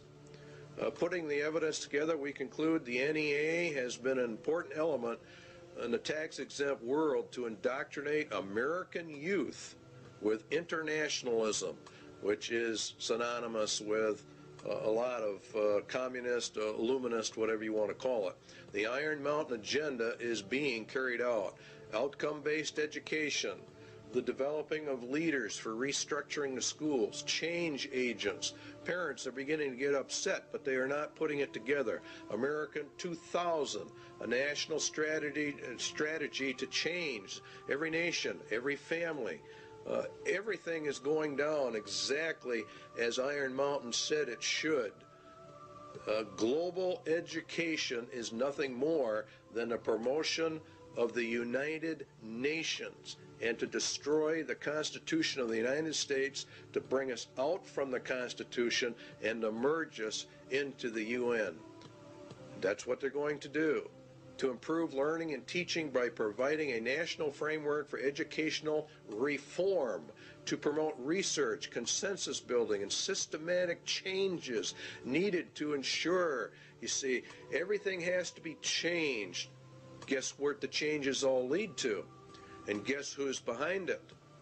If you look, Robert Mueller, former UN Secretary General to the UN, member of the Planetary Citizens, wrote the Global Core Curriculum. Marilyn Ferguson, the Aquarian Conspiracy, New Age.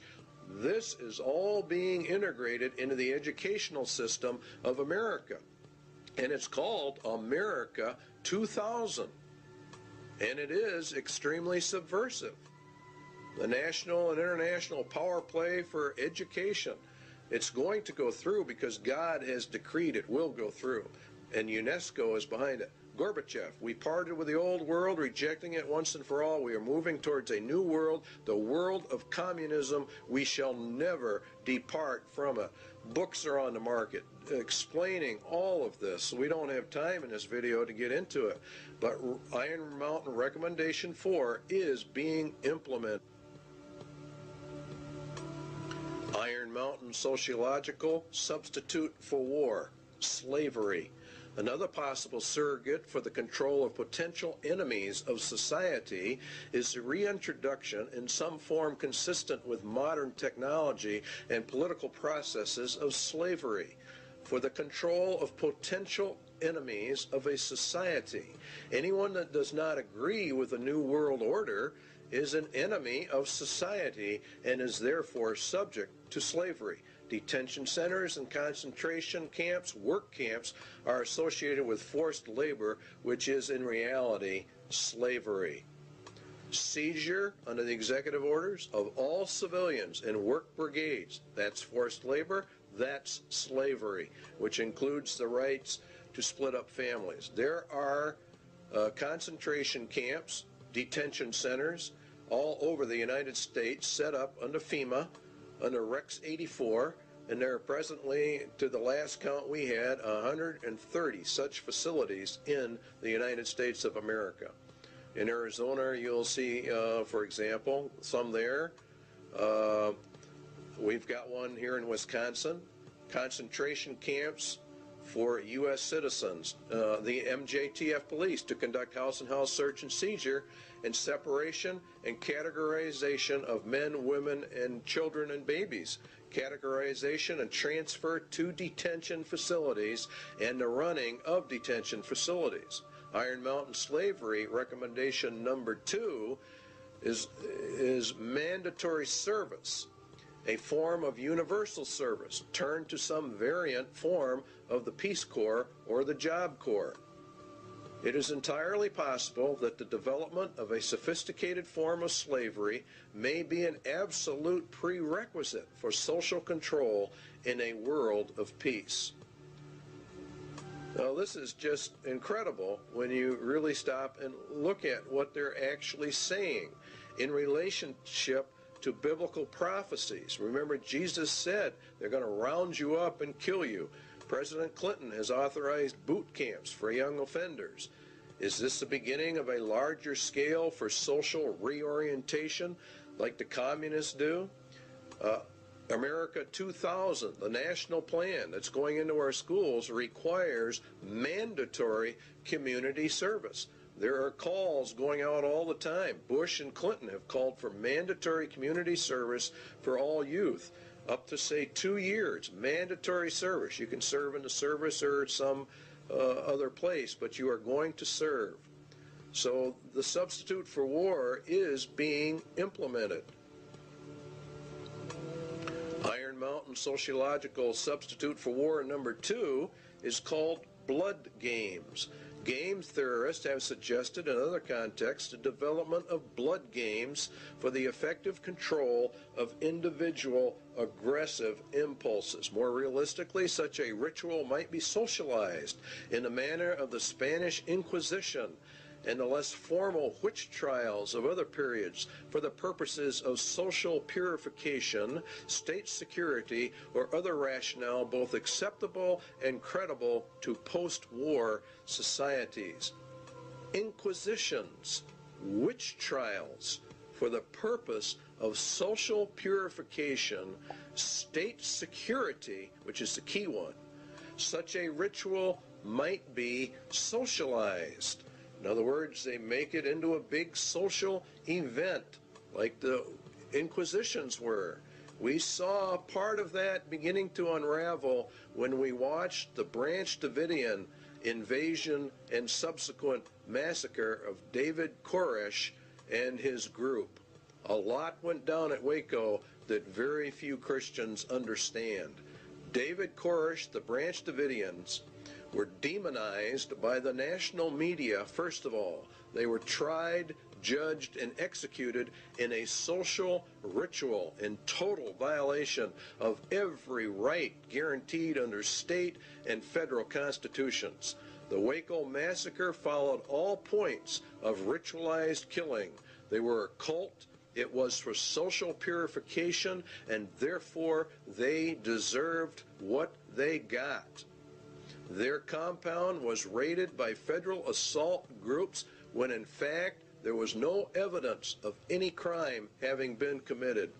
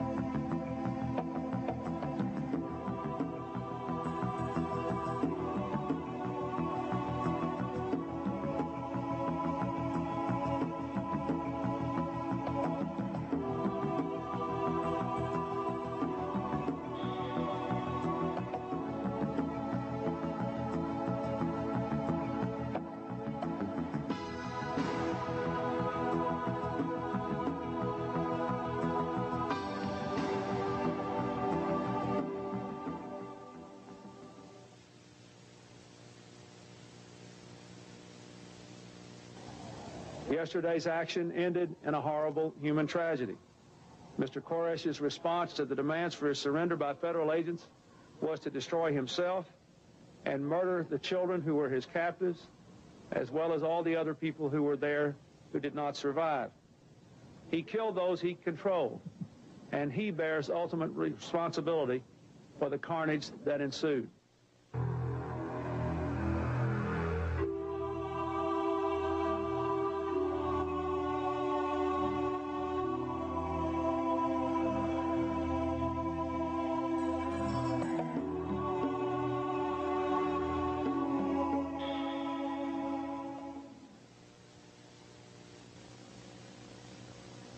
In the papers before I was going to go to court. They called me the white supremacist and all that.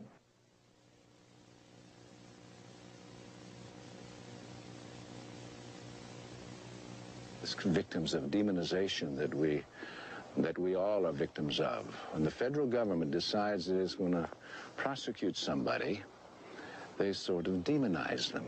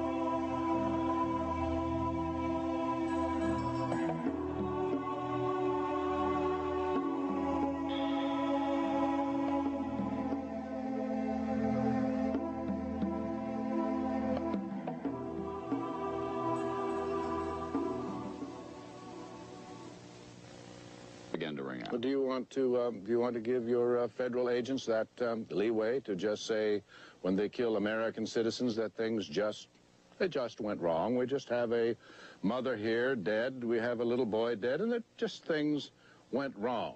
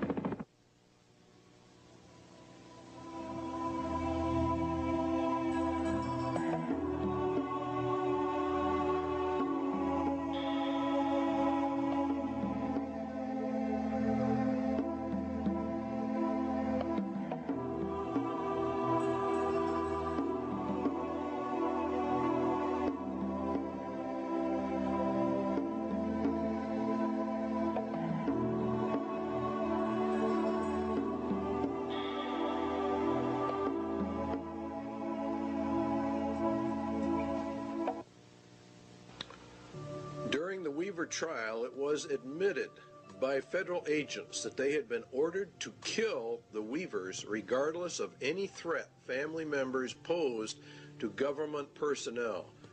Now, I want you to think about how serious that is. What was the charge against Vicki Weaver? What crime against the state had she committed that warranted her execution by the federal government? Indeed, she was not charged with any crime whatsoever, yet the U.S. government ordered her shot on sight, a virtual killing. It was murder in the first degree. It is cold-blooded, ritualistic, social purification because the Weavers held a viewpoint not politically correct. The Weaver case, along with the Branch Davidians, proves we are in the middle of the final battle for the Constitution of the United States. There are many, many enemies within America that want to get rid of our Constitution and destroy our rights. The war has now shifted from a paper and legal war to an overt shooting war, and we feel it's going to get far worse. They came against this thing to see what the reaction of the American people would be, and they found out that the American people cheered them on. So we are ready for a complete takeover. Spotlight put out a small publication on FEMA in case of emergency. Executive orders, Blueprint for Dictatorship, also is one of their publications. Now, an executive order is issued by the President of the United States. It does not go through the Senate or the Congress. He merely issues it. It's put in a federal register, and within 30 days it has full effect of law, and nobody passes upon it. Now, that's fine, and he has some rights to do that, but not contrary to the Constitution of the United States. FEMA developed national security emergency plans for the regulation of immigration, nationals of enemy countries, plans to implement laws for the control of persons entering or leaving the United States, develop intergovernmental and interagency law enforcement plans and counterterrorism programs to interdict and respond to terrorism incidents in the United States that may result in a national security emergency. To interdict and respond to terrorism incidents in the United States. Now, this is a key that they're beginning to use. Under the new Crime Control Acts, particularly under the Crime Control Bill number 8, which is now before the Congress, a protester can be charged with terrorism.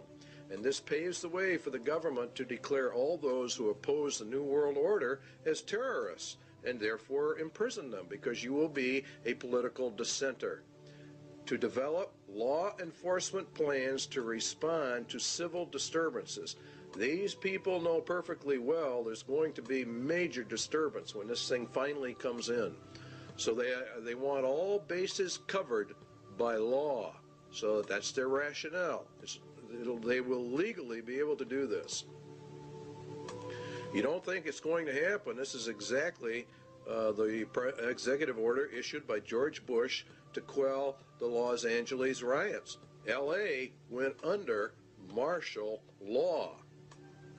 Very few people understand what that means, but it means, in essence, that the Constitution in Los Angeles was totally suspended. And it says in there that units and members of the armed forces of the United States and federal law enforcement officers will be used to suppress the violence. In other words, they're federalizing everything, and that's what happens under martial law, and to restore law and orders. They can also call up members of the National Guard. That's a key point. They're militarizing the nation. They're putting it under military law. If Americans do not want the New World Order and they resist, America will go under immediate martial law rather than through the staged program into a martial law system, which is what the UN is. Also included to coordinate all federal agencies assisting in the suppression of violence and the administration of justice. Martial law suspends the Constitution of the United States. The UN is to be brought up to full power, and it will rule through martial law via a three-tier military martial law system. The first one we're going to actually look at is called FinCEN, and FinCEN, from the data we can get, it's not only a financial controlling sector, but it has to do with other things. Their equipment is black, and there are reports of a multitude of black helicopters all over the United States. We get calls on it virtually every day from someone who's just had them flying over the house. The FAA says that the black paint schemes are used on helicopters by the Drug Enforcement Agency and the U.S. Army Special Operations.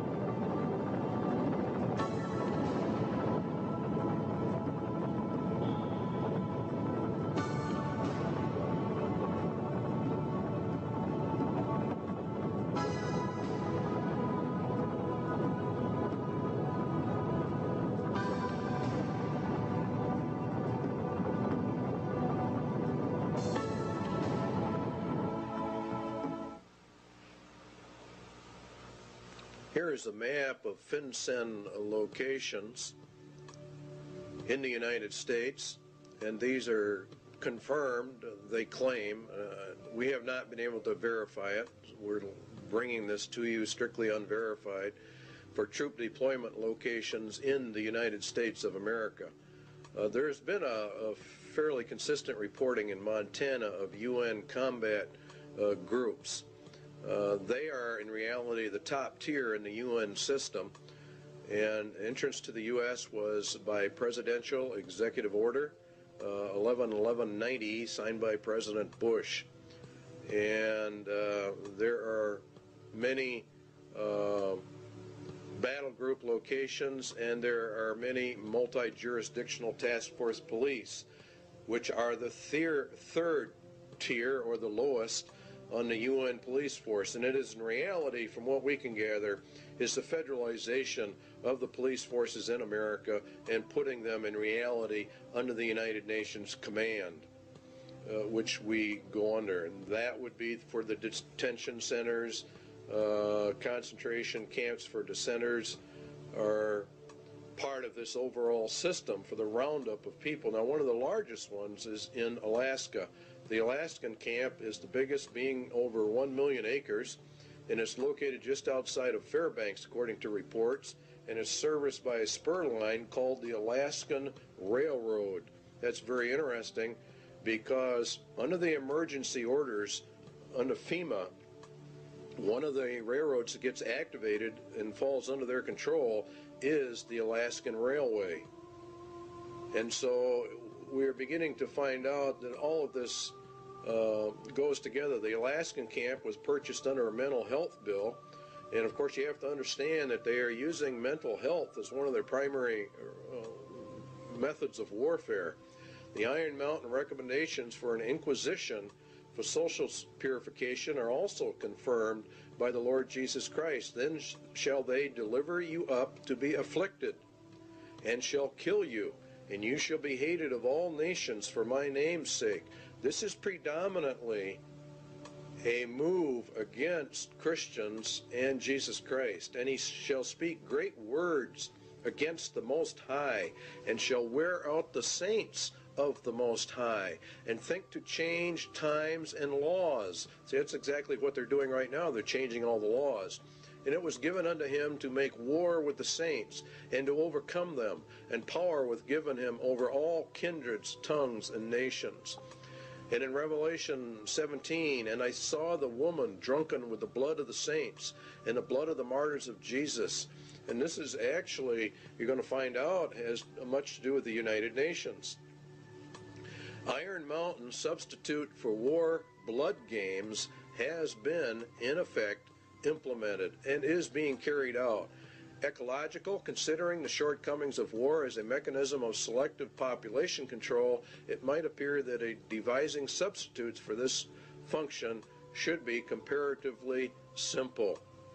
In other words, war kills off some people, and so now we have to have an ecological substitute for that function, and it really boils down to total population control. Current trends in warfare, the increased strategic bombing of civilians, and the greater military importance now attached to the destruction of sources of supply as opposed to purely military bases, strongly suggests that a truly qualitative improvement is in the making. In other words, as we phase down the war system, there's probably going to be one great last one in their plans to really reduce the world population. There is no question but that a universal requirement that procreation be limited to the products of artificial insemination would provide a fully adequate substitute control for the population. A universal requirement that procreation be limited to products. See how they treat people. Conception and embryonic growth taking place wholly under laboratory conditions would extend these controls to their logical conclusion. Now, total and complete control, this is what this means, of every human being born. They will be pre-selected genetically to be a slave to the rich men of the earth. This is the system they're setting up. They have an intermediate step, total control of conception with a variant of the pill via water supplies or certain essential foodstuffs. In other words, they intend to, when they bring in this new system, they will stop the growth of the population. They will put it into the food or the water supplies, and then they would offset it by a controlled substance so that it could be countermanded and the woman become pregnant. And they claim in Iron Mountain that it was already under investigation and under work back in 1961. So the interpretation is the mandatory mass sterilization of the human race with them in total control of all the antidotes for it. Excess population, Iron Mountain says, is war material. As long as any society must contemplate even a remote possibility of war, it must maintain a maximum supportable population.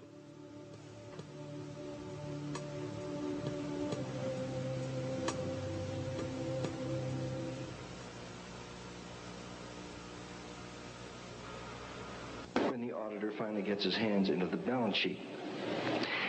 I suggest, therefore, that this be sold not through a democratic process. That would take too long and devour far too much of the funds to educate the cannon fodder, unfortunately, which populates the earth. We have to take almost an elitist program that we can see beyond our swollen bellies and look to the future in time frames and in results which are not easily understood or which can be, with intellectual honesty, be reduced down to some kind of simplistic definition.